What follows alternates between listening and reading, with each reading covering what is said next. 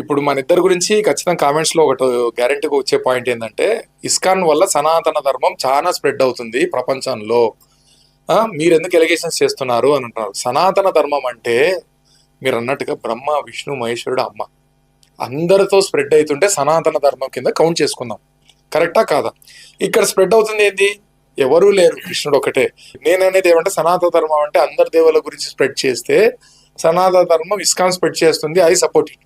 ఇప్పుడు ఇక్కడ కూడా బేసిక్ అంతే. ఇప్పుడు మీరు మనం ఇస్కాన్ క్వశ్చన్ చేస్తే వాళ్ళు ఏం తీసుకొస్తారు అంటే, మీరు సనాతన ధర్మానికి యాంటీ అంటారు. మేము సనాతన ధర్మం యాంటీ కాదు, మేమే సనాతన ధర్మం. మాది వాళ్ళు ఆర్గనైజేషన్ స్ప్రెడ్ చేస్తారు. మేము మనకు ఆర్గనైజేషన్ ఏం లేదు, ఒకటి లేదు, మనకు ఆధారం లేదు. మనకు రేపు పొద్దున ఎవడో వచ్చి ఇంత పైసలు ఇచ్చేటోడు కాదు. మనం చేస్తున్న పనికి నిస్వార్థంగా పనిచేసేటోడే సనాతన ధర్మాన్ని పనిచేస్తున్నాడు. ఇప్పుడు వాళ్ళు ఏం చేసినా మేము మా గుండు, వాళ్ళు ఇస్కాన్ టెంపుల్స్ కడుతున్నారు. టెంపుల్ విశేషణం ఏంటి? ISKCON temple. పర్ఫెక్ట్. నేను అది కూడా దండి.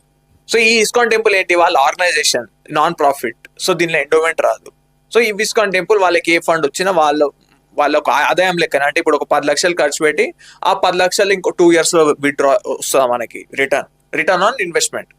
అది ఎప్పుడు బ్రేక్ ఈవెన్ అవుతాం, 2 years 4 years. Same business model లాగానే కార్పొరేట్ ఈ రిలీజియస్ మోడల్ కూడా నడుస్తుంది. ఓకే.